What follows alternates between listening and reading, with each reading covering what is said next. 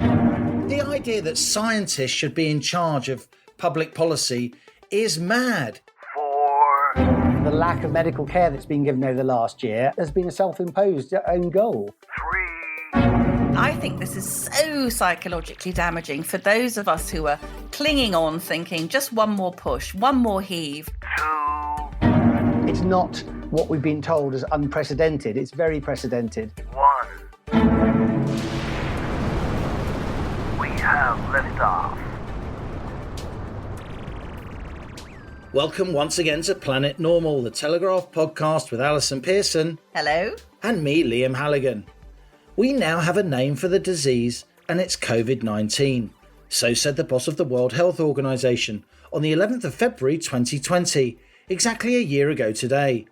Back then, China had registered 42,000 coronavirus cases, Britain just 8. Within weeks, of course, we were in lockdown. A lockdown which was meant to be just for Easter. But with the daffodils emerging as Easter 2021 approaches, a lockdown we're still struggling to escape. The UK is now vaccinated approaching 1 in 5 of our population, almost 20%. In the EU, it's less than 4%. Daily coronavirus cases are down almost 70% since early January, and deaths from, with or related to COVID have also plunged. As the human, financial and economic cost of lockdown continues to spiral, just how long can these restrictions remain in place? So what do you think, co-pilot Pearson? Should Boris Johnson now give us the signal? Will we soon see Britannia unchained? It's not looking a lot like it this week, co-pilot Halligan. I think we reached peak. I mean, I know every week's peak crazy, but this was really Matt Hancock jumping the shark this week, as you will have observed. I mean, with this border quarantine, draconian penalties for not complying with the new rules, including a 10-year prison sentence for lying about where you've travelled from. Well, I've got my holiday booked for Turkey in July. So A, will you come to visit me in Holloway, Liam? And B, can Reese arrange for me to record Planet Normal from a prison?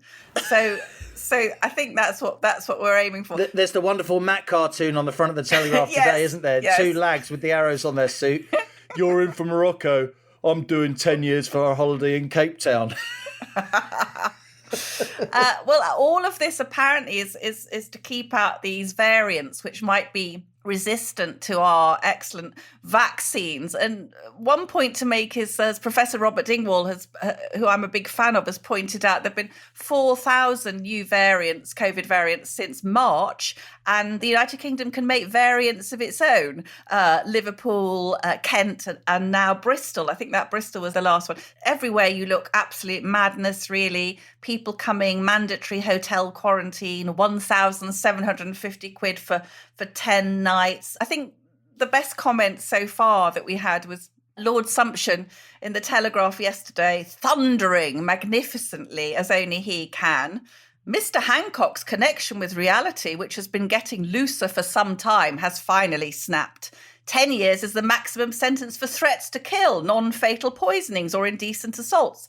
Does Mr. Hancock really think that non-disclosure of a visit to Portugal is worse than the large number of violent firearms offences or sexual offences involving a minor, for which the maximum sentence is 7 years? And he goes on to describe the quarantine in hotels as brutal, inhumane and disproportionate. That Sumption, he's got gumption, as former Supreme Court judges go. He's turning into some kind of warrior campaigner, isn't he? This is a bloke who was paid thousands of pounds a day to weigh his words very carefully. And now he's, shooting from the hip. He's like a kind of shock jock. He's giving Piers Morgan a run for his money. Who? But you have to agree, Liam. So when someone of that eminence says these measures are the work of people who think that there is no limit to the human misery, oppressive cruelty and economic damage or injustice that we must put up with if it reduces infections. And I do think now, how many Conservative voters and Conservative backbenchers will actually thinking when Hancock says he will stop at nothing to suppress the virus, he actually seems to be serious. And my concern really is this mission creep. So we've got these zero COVID fanatics from Sage. Oh, I must tell you this. So there was actually one of these numpties from Sage. And you know what he said? He said, we could do the easy thing and not gather together for years. I mean, he literally said we could do the easy thing. I mean, it's not a human being speaking. Oh, we could easily, we could easily not meet up with any of our friends or family for years. That apparently he thought that was the easy thing. And then look at what that means for the model in my spreadsheet. Look how nice my graphs look. Look how wonderfully my mathematical equations are then resolved. All you have to do is be in lockdown for the next 10 years. The idea that scientists should be in charge of public policy is mad. Scientists are there to advise from a scientific point of view. But the world is political. The world is human, sociological, emotional. We cannot remove that humanity when we make these decisions. And why isn't Boris Johnson talking to more people beyond the scientists, to the psychologists, to people who focus on mental health, to economists even? Yeah. He has to widen his advisory circle. Yes, and if you think about these promises, or the roadmap that we've been set. So first of all, we're going to be opening up by spring. Well, that seems to have slipped to summer. We can get our lives back once the over 70s are vaccinated. Well, suddenly it's the over 50s. Why does it need to be the over 50s, Liam? If we've got everybody vaccinated who's over 60, we've wiped out almost the vast majority of COVID deaths. And then it was when Boris declared the lockdown, the third lockdown back in January, that was to relieve pressure on the NHS. But now suddenly it's these scientists popping up on the media saying we've got to get to 1,000 cases a day. So I think this is so psychologically damaging for those of us who are clinging on, thinking just one more push, one more heave, like Wales scoring tries against the Irish, not to rub salt in the wound. You had to do that, didn't you? You had to do that. Well, we can agree that we're both upset that the Scots beat the English at Twickenham, but congratulations to the Scots. Congratulations! By God, did they deserve that victory? Did they deserve that victory? They could have won by 20 or 30 points. But as you said in your column, Allison, we're now on course with these vaccines to have vaccinated the top 9 at-risk groups, linked to 99% of deaths in turn linked to COVID, by the middle of March. And I think we had Rod Grant on last week, didn't we? The fabulous headmaster. Absolutely fantastic. From Edinburgh, a huge email response. But I think this notion of zero COVID is just off the wall. The notion that you can eliminate all risk, that is not human existence. And that is not, by the way, a rational thing to do. It's certainly not a rational way to run a country. And the real political pinch point now is schools, not least because the Scots and the Welsh, to their credit, are going to try and open schools on the 22nd of February. And Boris Johnson is still saying that schools won't be opened until the 8th of March. But it strikes me we're in a situation where Boris now needs to lead. He needs to talk to people directly. He needs to lay out this roadmap. I don't think he can wait till the 22nd of February to, almost a fortnight to lay out this roadmap. As the good news from the vaccinations keeps rising, as we get down below the 60-year-olds into people in their 50s, people will be doing the maths for themselves, and it will seem increasingly like the power that the politicians have to keep us locked down has gone to their heads. There's no nice way to put it than that. Of course, it's difficult when you're a politician. You don't want to be blamed for coming out of lockdown too early. But on the other hand, we must recognise the enormous damage that this is doing to us as a society, as a human race. And so I think very, very soon, Boris Johnson is going to have to announce when lockdown is eased, particularly as you get schools opening in Scotland and Wales. Planet Normal listeners always like the bit of the week where we go to George. Explain who George is, Liam. So George is somebody who we don't identify, though we have checked George's bona fides. We don't say whether George is male or female, but George works for NHS England. George has full access to the NHS England database, and George responds to questions that Planet Normal readers put to us, and then Allison reports the answers that George comes up with based on NHS England data.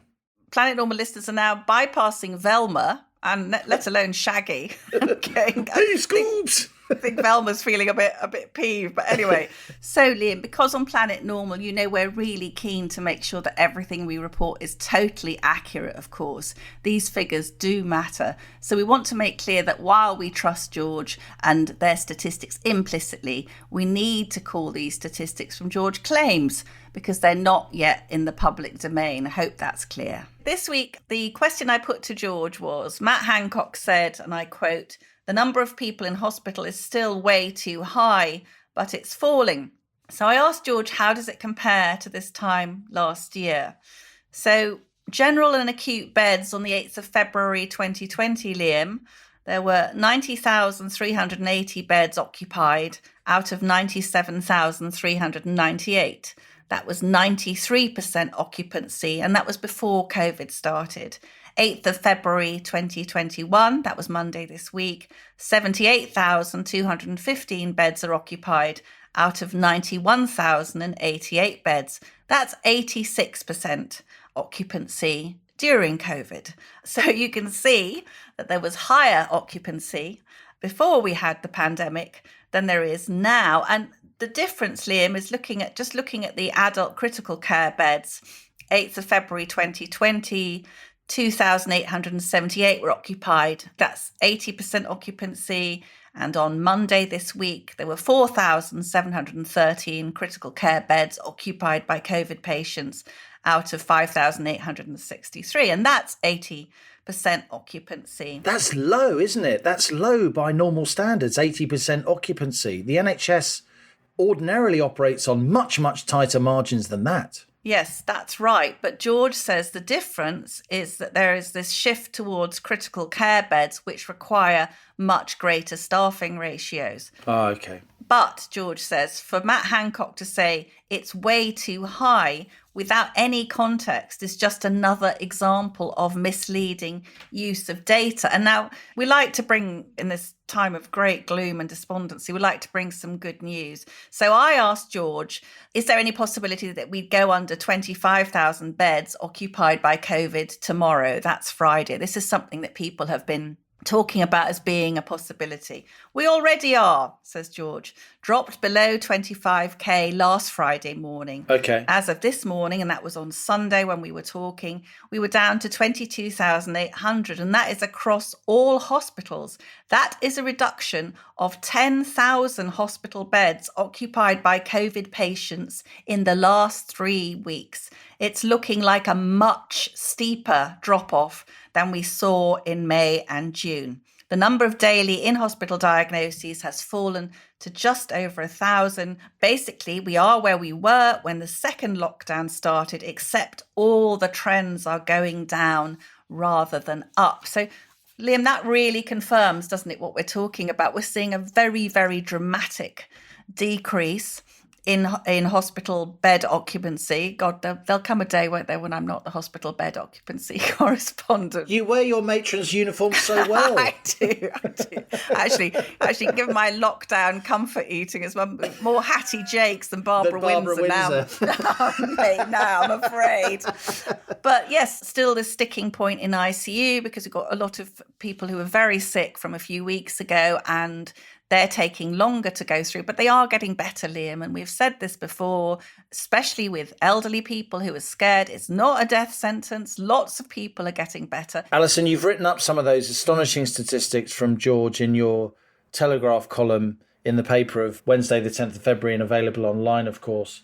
But I must ask you, as your co-pilot, but also as your friend, you mentioned something in the column which many readers, it will have brought them up short. You said that for all your bonhomie, for all your incredible resilience, for all the gumption with sumption that you show on the Planet Normal podcast every week, and we're so glad that you do, that you've been struggling with lockdown, you've been feeling down. Even you, Allison Pearson, who so many others feel is their standard bearer, their word warrior, the person who bats and speaks for them. Yes, well, statistic jumped out at me, Liam, this week. There was a survey which said that 1 in 5 British adults has had suicidal thoughts. And I thought I'd share with readers and listeners that I have. It's very bleak, I know, to talk about it, but I think it's perhaps quite good to say that because it's not unusual if a fifth of us are feeling that. Now, I have some history of depression, and there are things they tell you, Liam, if you feel an episode coming on. Here are some simple things you can do. And it's about seeing friends, making yourself go out, go and see a film. So all of the standard remedies for depression are unavailable. And I suspect it's a combination. Of course, it's the worst time of year. So there's no light. So that's I'm just diagnosed actually with a vitamin D deficiency despite taking a supplement. So I think that perhaps a lot of people have got very low vitamin levels. But also I think that lots of Planet Normal listeners have expressed it really well to us. There's a sense of what the hell's going on. We voted for these people. What are they doing? I mean, it feels like they're playing mind games with us. Every week we find out that some of the things that have been said don't seem to be strictly accurate, if we're going to be polite. So I think it's a combination of those things. It's an inability to do the things that make us feel better, that cheer us up. Millions of us have got children, mine are young adults, but still I worry constantly about how they're doing and the future for them and elderly parents as well. So we're all caught in this kind of vice of worry. And, I think what really gets me, I mean, we have mentioned this before, Liam, but I do think that there are these people in a bubble, the people making these decisions, the scientists and the politicians. I don't think their lives have changed much at all. I think they are classified as key workers, so their children go to school, they are still mixing with colleagues, they're still getting out of the house, and it's millions of other people for whose plight I think they have very little empathy.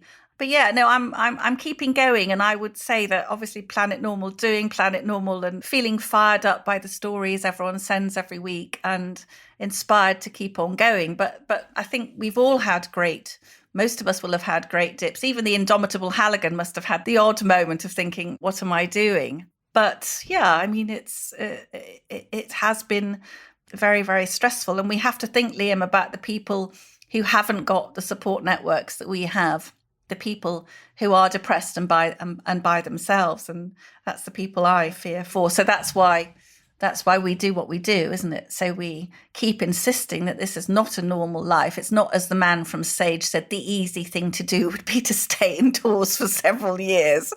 But I'm still here. Am I still here? Are we still alive, Halligan? Are we still alive?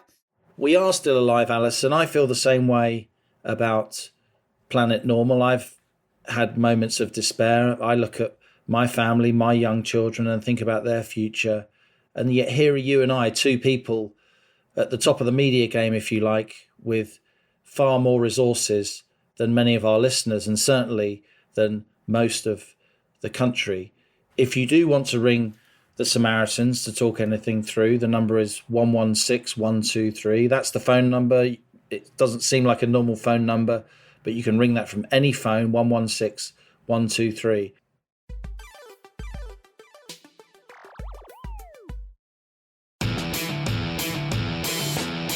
Hello, former England hooker Brian Moore here. Well, the Six Nations is back, and so is my podcast, Brian Moore's Full Contact. Each week we will get the biggest and best names from the world of rugby to dive into every ruck, maul and TMO decision. You can't nab a front row seat this year, but with our podcast you don't need to.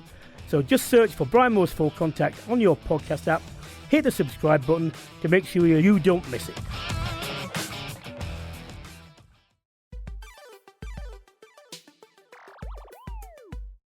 Last week, we invited Rod Grant to visit us on Planet Normal.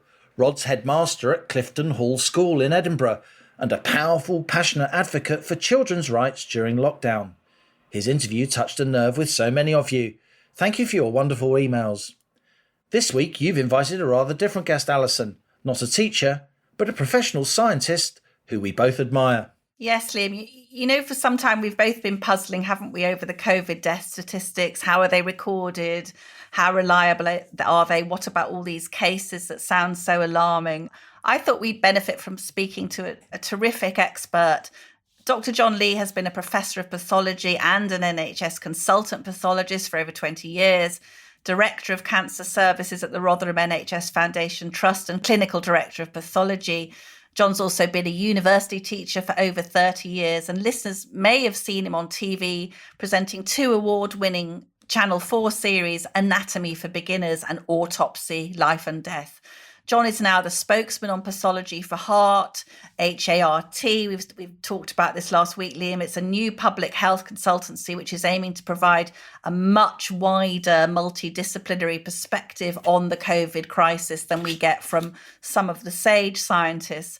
I know, Liam, you and I have both hugely admired the articles on COVID and lockdown that John Lee has written for The Spectator in the past 10 months. Absolutely. Back in May, he had a terrific cover story with the striking headline, "The way COVID deaths are being counted is a national scandal." So I began by asking John, is the way the UK has been counting COVID deaths to be trusted? The thing is, in this crisis, we've been counting deaths in a way that we've never previously counted deaths, and particularly deaths for a respiratory pathogen. So every winter, quite a lot of people die of respiratory infections, especially elderly people, because it's one of the ways in which elderly people do die. And the way those deaths are recorded are normally something fairly non-specific, like bronchopneumonia or pneumonia or even old age. But the fact is, since February, with COVID becoming a notifiable disease, we've been attributing a cause, or trying to attribute a cause, to many of the deaths that we've been recording. And it's effectively made it very difficult indeed to know how many deaths are really due to COVID, as opposed to how many deaths are just with COVID having been found by testing in the patient. You also said in that Spectator piece that some of your colleagues have been dismayed by changes introduced during the epidemic, which meant that pathology was not able to play the role it should have in helping us to understand the new disease.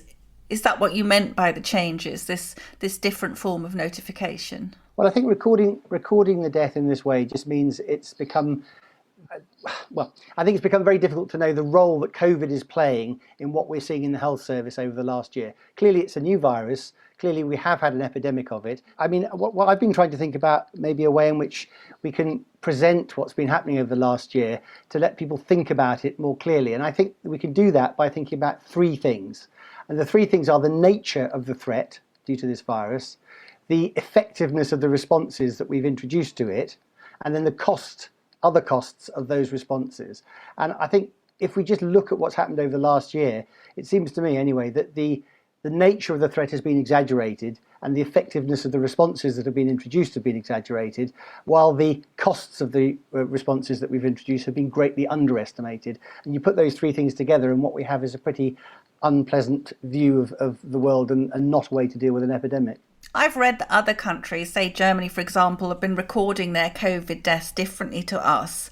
And at first, some countries didn't even include care home deaths in their statistics. John, do you think it's possible that we're not the worst country for COVID mortality in Europe? Well, I think it is possible. I think really the problem with the numbers is that it's impossible to know what they mean. Because we've changed the way that we're recording, because they're not comparable with previous years, because we've adopted this strange way of recording a positive test within 28 days. And by the way, that's another whole can of worms. You cannot equate a positive test result by PCR testing with a case. I mean, a case is a symptomatic person who's ill of a disease. And if I just give you another example, if you went around the population and you did the same sort of PCR testing for tuberculosis, Mycobacterium tuberculosis bacterium, you'd probably find it in quite a few people. It doesn't mean they've got tuberculosis. It's probably just passing through or on their skin or somewhere. But the fact that you can detect something does not mean to say it's pathogenic. And it's the same with the COVID virus. So I think the numbers from our country and from other countries are very difficult to interpret within country, and they're essentially impossible to interpret between countries. And that's why I think the most useful measure of what's been happening is all-cause mortality. So all-cause mortality is where you just look at the envelope of all deaths that have been happening over the last year. And yes, there's been a slight increase this year due to this new disease. But basically, if you go back about 15 years, it's not what we've been told as unprecedented. It's very precedented. Many of the years within the last 30 years have had death rates the same as or higher than this year's death rate. So that suggests that even though we've had a pandemic, it isn't really anything dramatically out of the ordinary, even though it was feared to be at the beginning. John, on the 6th of January, you said on Talk Radio that we were seeing mortality that was, quote, well within the envelope of what normally happens this time of year. I think you actually said we're below average point of the deaths at this time of year. And then you had this full fact-checking organisation, one of the many, invigilators of what we say. They said that what you claim was incorrect, and they said over the 4 final weeks of 2020, the number of deaths was 16% above the 27-year average and 20% above the 5-year average. How would you respond to that correction? I did read the bit that they'd written about that. They mentioned towards the end of their thing, as far as I could see, that they thought correcting for population was quite important, but didn't make that much difference. I think it's essential to correct for population because it makes a difference of about 20% over the last 30 years or so. So I think it's essential to do that. And when you do that, actually their alleged difference actually becomes a fair bit smaller. However, it came out on that interview. If you look at the median number of deaths per week calculated from the ONS statistics for the last 27 years, which are what's available, and you compare this year's numbers to them, what you see is quite a big spike in April. So something definite happened in March, April last year when we had the new pandemic. And really what happened then was that a lot of elderly people died of respiratory infections which were attributed to COVID. So that's what happened. Whether that was true or not, we can argue about, but nevertheless, probably quite a few of them were. If you actually look at those numbers over the last few weeks now, from November till now, there is no spike. So whether it's slightly above average, whether it's slightly below average, the fact is it's not unprecedented and nothing dramatic is happening right now. So the general point I was making was true. I suppose one can always argue around the corners of the actual numbers. What we do know is that there's been a big increase in deaths in the home. I mean, as well as being a pathologist, you're a doctor of medicine, you've been in charge of sort of cancer specialisms. Do you think that spike of about 30, 40,000 people dying in their own home, I mean, we hear on Planet Normal of people being either too frightened to go to the hospital because of COVID, because of what they've seen on the TV, or NHS services having shut down. And do you think that that's caused some of those excess deaths? Yes, well, of course, as with all these specific figures, it is quite difficult to get to the bottom of what's been happening. But the key thing is that we're all on the same side in this. The debate has been presented as quite a polarised debate with, for lockdown and against lockdown and for the government and against the government. But the government has been, I believe, in good faith, trying to do the right thing, but it's been basing its actions on rather narrow advice that it's been taking. But obviously we all understand that governments often have a difficult line to tread in between making the least worst choices. I mean, sometimes there are no easy choices. It's just that it's highly contentious whether these lockdowns are the least worst choice or whether they're causing more damage than the actual virus itself. I fear the latter. I think that there's quite good evidence to suggest that not only are the lockdowns not very effective in stopping the virus spreading, and possibly even pushing it to spread in ways or to change itself in ways that aren't in our best interests, but that the other deaths, due to all these other things that we've been talking about, are actually as big as or possibly outweigh the viral deaths, in which case, what on earth are we doing? Why have we gone down this route? Certainly, why have we gone down this route without discussing it fully and openly and having a proper bedding in of what's the right approach? Yes, I was going to ask you actually, could lockdown possibly have made the virus more deadly by forcing it to, I mean, we're hearing a lot about these mutations, aren't we? Could us all being locked down, could that have made the virus have to be more ingenious about the new form it assumed? Well, I think it's difficult for people to fully understand how evolution works. The way evolution works is the virus doesn't know anything about going on. These are just little particles that are floating around in the atmosphere. The summary of evolution, if you like, is if you change the environment, you change the beast. So if you change the environment, basically only those beasts that survive in the new environment survive. So if you change or try and change the rules of human interaction, the viral particles that spread around will be the viral particles best adapted to spreading around in the new environment, whatever that is. So normally with things like respiratory viruses, they tend to mutate to less virulent forms because most of the time we have a cold, we might feel a bit under the weather, but we don't necessarily even take time off work with it. So we go to work, we spread it to other people. That causes us all to get immunity to it, and then that dies away or another mild form comes along. But of course, if you change the environment so that actually the way in which it spreads is by making people iller, and those people have to be taken to hospitals where they then expose other patients in the hospital and the healthcare staff to the more worse variant of it, it's quite possible, I don't think we've got definitive evidence on that, but it's quite possible that actually you make the virus worse than it otherwise would have been. That's a very good explanation for a non-scientist, John. I'm very grateful for that. Every day on the news, we hear these very scary figures, thousands of new COVID cases.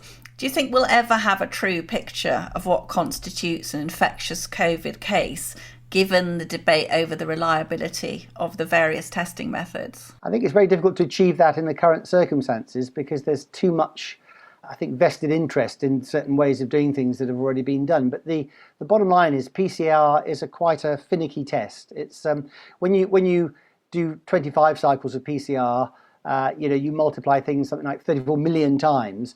If you do 35 cycles, it's 34 billion times. So the test is quite sensitive to operator, it's quite sensitive to contamination. And the real question is what constitutes a COVID case? Is it reasonable to suggest that a detection of a bit of COVID RNA means that that person has the disease of COVID? And I think it's quite clear, I mean, there really isn't any debate about this in scientific and medical circles, it's quite clear that you cannot simply equate those two things. It's certainly quite possible to discover viral particles and get a positive test while having not only no symptoms, but really nothing that would suggest that you had the disease. So I think to equate those two things is building in misinformation essentially into the system, and that's why I say it's very difficult to get to the bottom of the deaths. I mean, I was slightly worried recently to hear an ex-government health minister, Jeremy Hunt, sort of suggesting that maybe we should only have 1,000 cases before we end the lockdown. And this is, I have to say, that is scientific and medical twaddle. It's complete nonsense. It's a bit like if the government decided it was going to have an anti-obesity run, and it sort of introduced a policy and said something like, right, nobody's allowed to go to the restaurant until there are fewer than 1,000 people who weigh more than 11 stone, or something like that. It won't work because the virus doesn't care what we think, and the maths and the way the virus spreads will determine that. And setting arbitrary targets is just a recipe for more unhappiness, I think, and for more failure of policy. Tragically, we have seen many infections and deaths which have taken place in care homes and hospitals, so-called nosocomial infections. Why was the NHS so unprepared for the epidemic, do you think? I mean, we're supposed to have had a pandemic plan, aren't we? I think, unfortunately, the NHS in this particular instance has suffered the way it suffered, as I've witnessed it suffering throughout my career. It suffered too much from top-downism, and it doesn't make enough use of the talents of the people who work within it to come up with good ideas and ways of managing things. It has to all be the same, and it has to be top down, and it just doesn't work very well. It's a very clunky, old-fashioned system, and I think certainly one of the consequences, I hope, of this year will be that we'll unfortunately have to have another major relook at whether the NHS is a fit-for-purpose model in this day and age. I think there are other ways of doing it which could quite easily be better.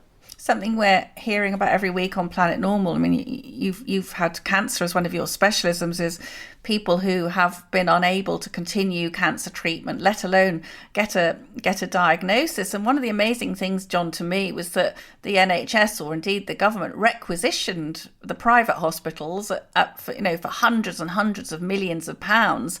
But we heard recently that 2/3 of those hospitals were never used. I mean, in your day, or in the days of more veteran doctors, there were fever hospitals in previous epidemics. I agree. I mean, I think this should have been done from right last year when we showed what's possible by doing the Nightingale hospitals. So we managed to make all these hospitals in double quick time and then never used them. Clearly, trying to run ordinary NHS hospitals as simultaneous hospitals for general medical care, including all different things, and infectious disease control hospitals is ridiculous because it can't possibly work. And the lack of medical care that's been given over the last year has been a self-imposed own goal.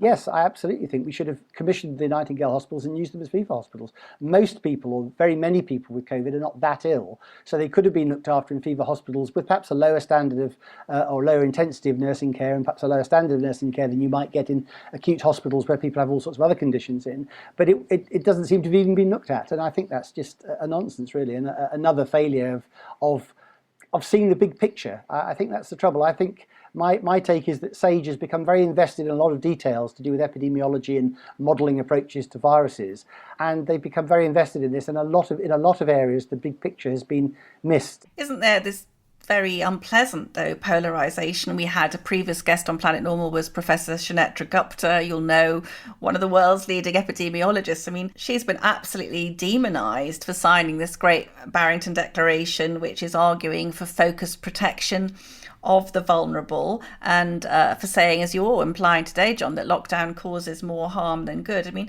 what are the implications for science when, I mean, you're not all mad, are you, if you're saying this stuff? I hope not.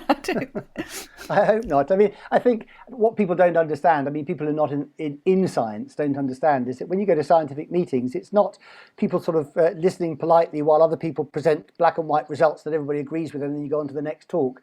There's ongoing, often highly impassioned argument about just about everything, because it's through that sort of argument and through that process that you actually do get scientific advance, and you do be able to understand in more detail and more clearly the way things work in the world, which is the aim of the whole thing, I guess. So it's actually quite normal for science to be quite impassioned. But in this particular case, what we've got is there are people who know about this stuff, and some of them are on stage and some of them are not on stage. But the thing is, because the understanding of it is not black and white. I mean, there's a contradiction in a way, isn't there, at the centre of the government's policy in this. On the one hand, they say this is a totally unprecedented thing. On the other hand, they tell us, but SAGE know exactly what we've got to do about it, and therefore there should be no discussion, and we should just get on and do what we're told. Well, clearly, those two points of view, which are both embedded in the government's policy, are not compatible. This is a virus which is a nasty respiratory virus, but it's within the range that humanity has sailed through before without massive disruption to society. So at the very least, it seems to me, there needs to be a much wider discussion about what the best way to deal with this. Not only because it's not sustainable to carry on doing this whatever COVID does, but also surely we can't do this every time a new viral variant appears or every time a new type of virus appears, which will definitely happen in the future and possibly in the not very distant future as well. I think you may be making the fundamental mistake, John, of actually using logic there, because surely what's happened during this past 10 months is that people have been very, very frightened. And if we were to have on the evening news some of the 450 people who die every day of cancer, then that would be intolerable, wouldn't it?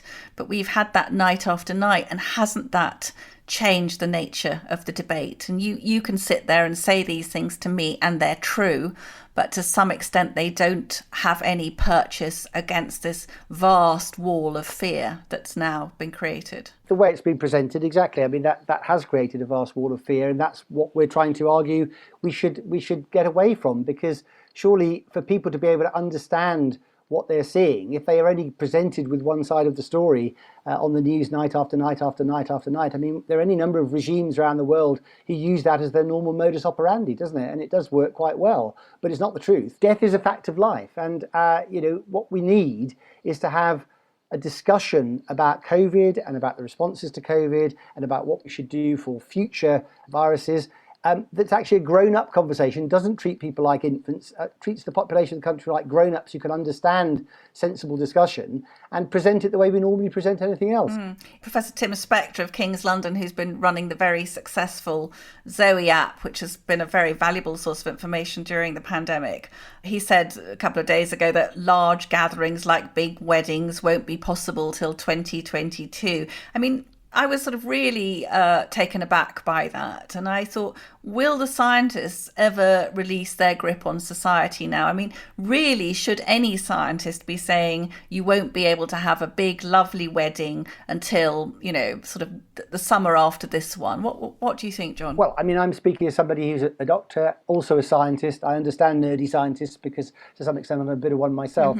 But I think nerdy scientists are the last people to be running society. I'm glad you said that, not me. Yeah, because they can't, they focus on what they focus on, and they tend to miss the big picture. And the fact is, there's more to life than COVID. There's more to life than death. Apart from anything else, the fact is that this virus, as everybody agrees, has very little effect on people under 60 if they're not already ill with other conditions. So to shut down the whole of that sector of society in the name of protecting lives in the elderly population of society doesn't make any sense anyway.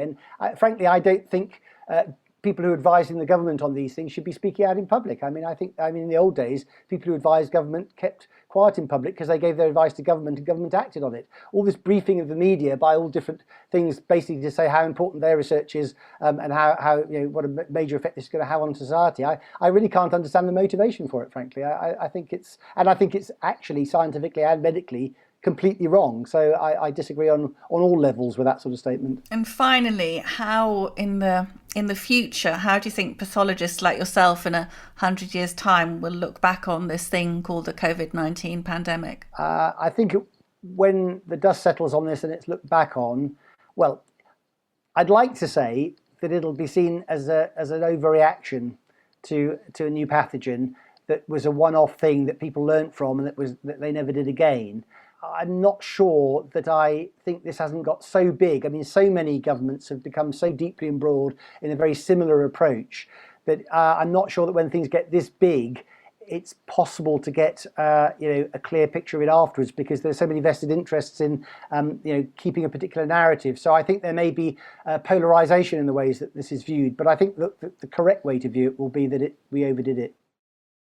Quite incredible interview there with Professor John Lee. Let's just be clear who we've just heard from, Allison. This guy's got a BSc and a PhD in physiology from UCL, world class. He then got a medical degree specialising in pathology, many years as a consultant with the NHS. John Lee wears his science lightly, doesn't he? He doesn't ram his learning down your neck. He's quite a user-friendly scientist, but this is a guy with serious credentials. And two things really struck me from that interview. The first was what we've said for many months on Planet Normal, the inadequacy of PCR tests as a way of detecting COVID.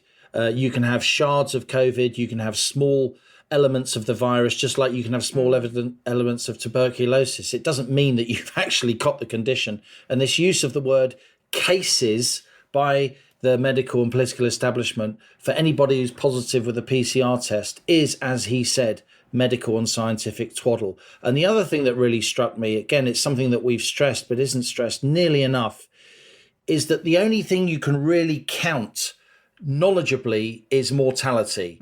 If somebody is dead, they are dead. You can't know what they died from, of, with, related to COVID. But if you have, crudely, a dead body, they are dead. And if you look at all-cause mortality, these numbers can't be stressed enough.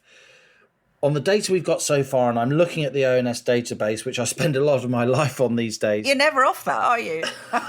Well, I'm trying to out Velma. I can't have you taking my statistical mantle with your bloody Hattie Jakes hat and your purple roll neck. But we think in 2020 we're at around 10.2 deaths per 1,000 people. I'm sorry to be morbid about this. I'm looking at this scientifically. We're looking at about 10.2 per 1,000. And yes, that is up on recent years. But as Professor John Lee stressed, it was 10.2 back in 2003. And every single year before 2003, it was higher than 10.2. I mean, back in the late 70s, we're up at 12. In the 60s also, we're at 12.2 in 1963. None of this is to say that 10.2 isn't a bad number, and as John acknowledged, up on 2019. But the human race has survived this level of fatality in the past, breezed through it. It may have been higher without lockdown. We don't know. We certainly know that lockdown itself has caused an awful lot of non-COVID deaths. But you have to keep looking at these all-cause mortality numbers because they can't be gainsaid. It is literally, pardon the phrase, a body count. And the all-cause mortality numbers, as John Lee stressed there, and he'll be shot down for doing it, and I'll be shot down for what I've just said. But historically, they are by no means out of the ordinary. And prior to 2003, 10.2 per 1,000 was a good number.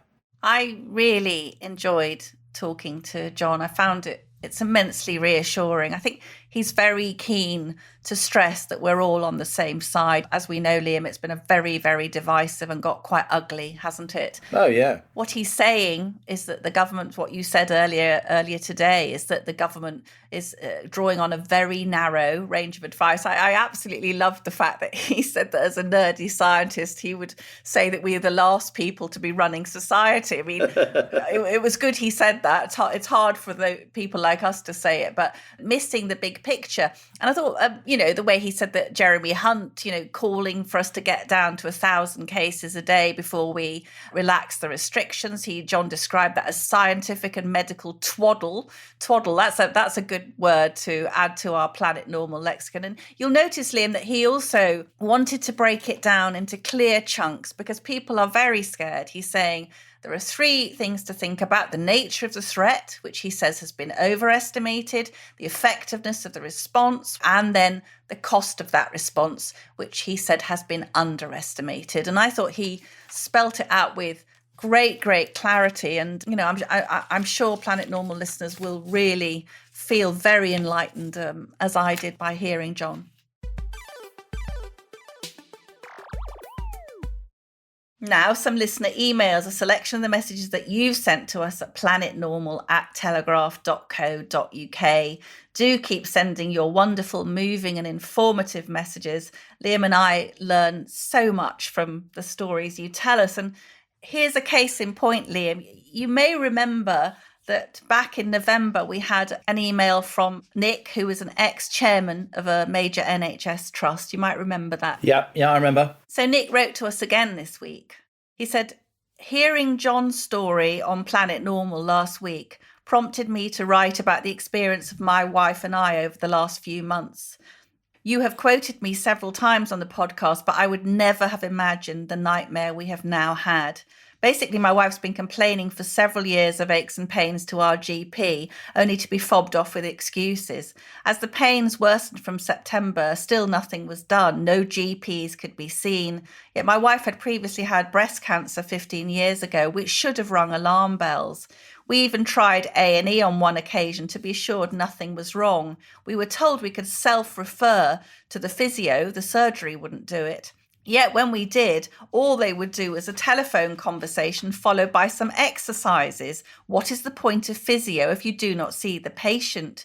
Our GPs ignored our requests and letters from physios for an x-ray or a scan. Weeks went by and my wife's condition worsened until she could not bend over, get up and down or walk unaided. Eventually her pain became so severe that I demanded painkillers. Only then was an x-ray in early January booked. And of course, it didn't show arthritis, but other signs. Only then did panic set in and our nightmare start. The resulting blood test showed high calcium and Joy was rushed to hospital. 3 weeks later, she's had a major operation on her hip and femur where cancer had eaten into the bones. A very unpleasant and lonely stay in hospitals with short-staffed wards, COVID an ever-present threat, and the lack of sleep and attention leading to depression, fatigue, and indeed anger. We are now awaiting the verdict on where the cancer has come from, what type, how widespread. At best, a long and unpleasant treatment programme awaits. This, Allison, Liam, is the truth of what happens when COVID is all that matters. If I hear Matt Hancock say once more that GP and hospital services are looking after all those who need the NHS, I will scream. If I hear him boasting that GPs can now provide the same service through telephone contact, I will throw something at the TV. The truth is very different. Our GP actually admitted that he was horrified how my wife had deteriorated when he finally saw her, instead of relying on the telephone. As with children's education, the health and well-being of this nation is being ruined forever, yet the media and the politicians just don't care. What is the point of an opposition party when all they do is demand more restrictions, when it is so obvious that it is the restrictions that are doing the damage rather than COVID? I despair. Thanks again for all you are doing, Nick. So that, Liam, is the former chairman of a major NHS trust. Blimey. Here's an email from Chloe. Dear Allison and Liam, thanks so much for our weekly trips to Planet Normal. It's refreshing to have a dose of sanity in the world that seems utterly disconnected from common sense. I'm 24 and I live in a flat with friends from university. We're all healthy and haven't visited our grandparents for a year now. Many of my other friends are in the same situation, living in small flats, often eating, sleeping and working all day in the same room. I'm normally very cheerful, looking on the bright side, but lately I've felt there is no bright side. Every week, despite whatever progress we've made, there's another reason to extend lockdown and keep us in this perpetual cycle of living the same day over and over again. I've looked at the statistics for myself. The threat this virus poses to me and others like me is minuscule.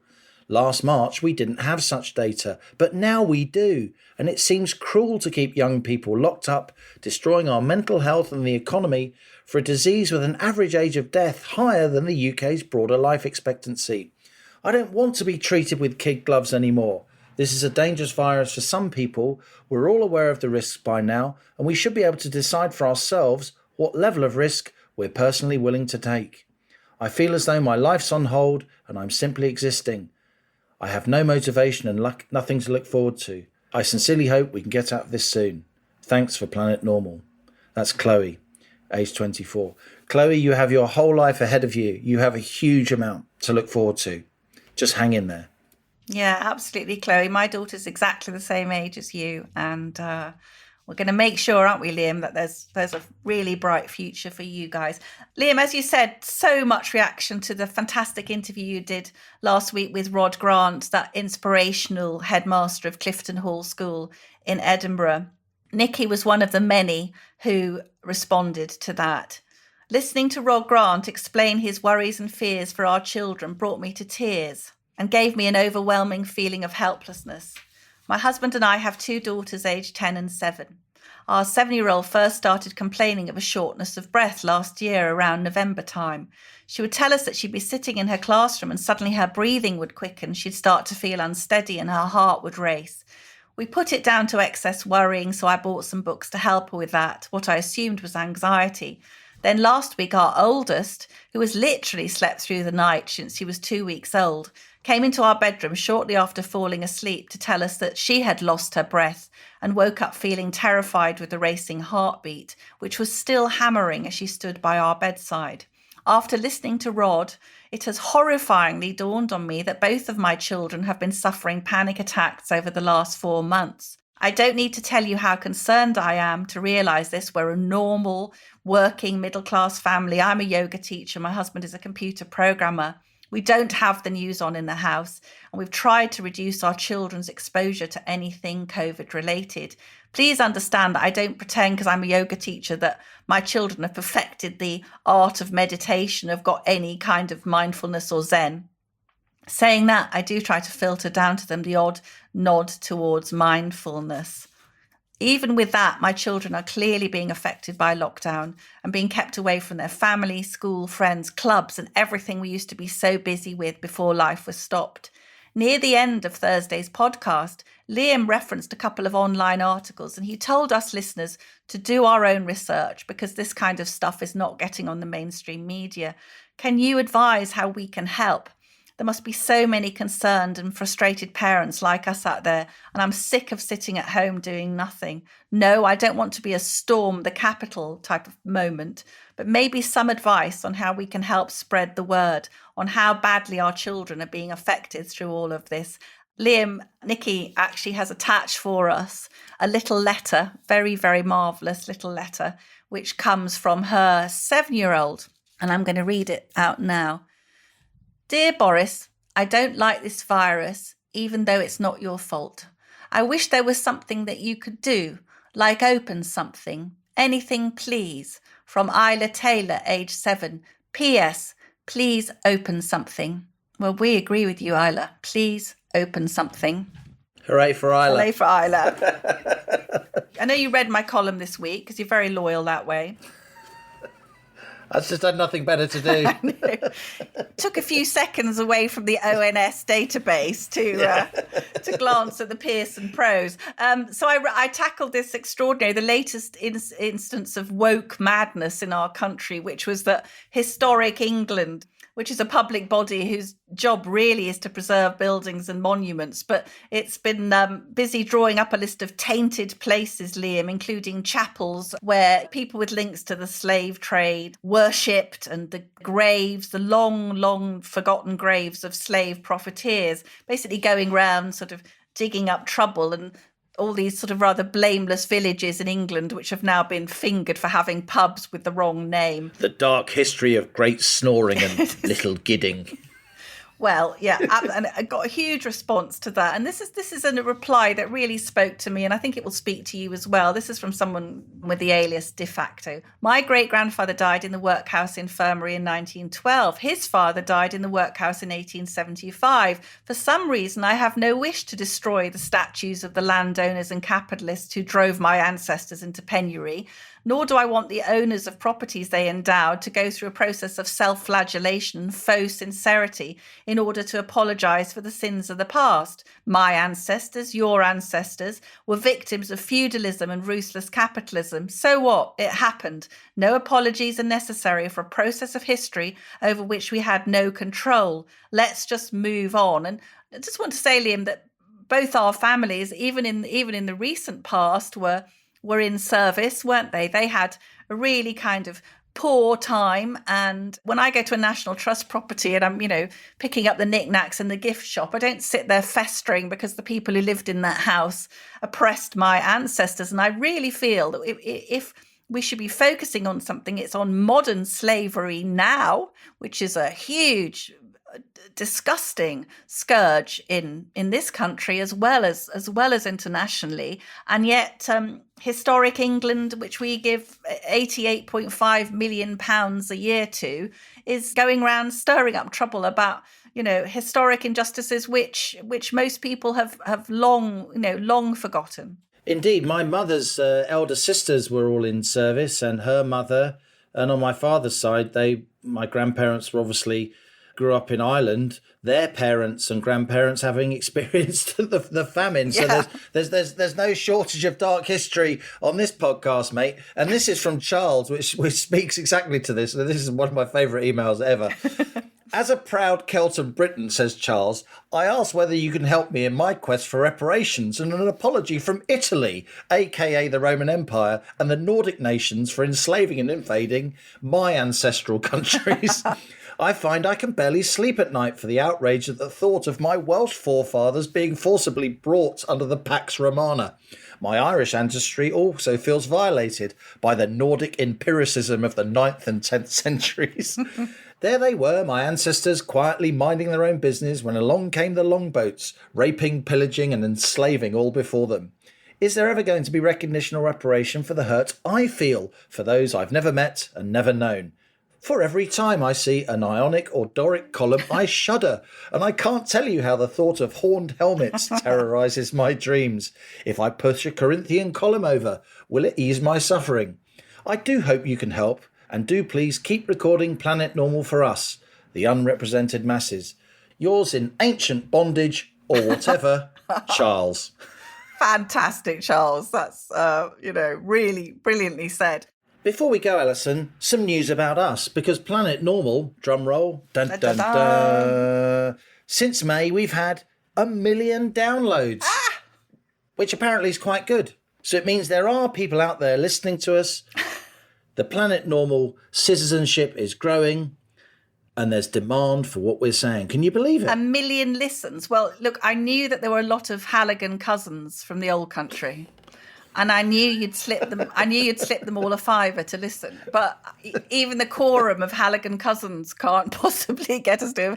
No, it's absolutely wonderful. And the Halligan bank account doesn't stretch at the moment to 5 million quid, so, or punts even, or euro, or whatever they're using now. So that's it from Planet Normal for another week. Our sanctuary of sweet reason, our flying refuge of reasoned views. This has been quite a tough episode. A few laughs, but maybe not as many as normal. But as I said, our mood does tend to reflect the emails you send us. Again, if you're really struggling and want to ring the Samaritans, those brilliant people are always available night and day on 116 123. And of course, Allison and I will be back for another trip to Planet Normal next week, and responding to your comments on the Telegraph website on Thursday morning, the day this podcast is released, between 11 a.m. and 12 noon. Do please leave us a 5-star rating and a review on Apple iTunes. Got some absolutely lovely reviews. Or wherever you listen to your podcast. Leaving a 5-star rating helps others to find us and helping the Planet Normal family to grow. So as we speed away from our beloved Planet Normal and the madness of planet Earth comes back into view, thanks as ever to our producers Rhys Gunter, Louisa Wells and Elliot Lampitt, and our editor Theodora Laludis. Stay in touch with us and with each other. Until next week, and here's to the next million. It's goodbye from me. And it's goodbye from him.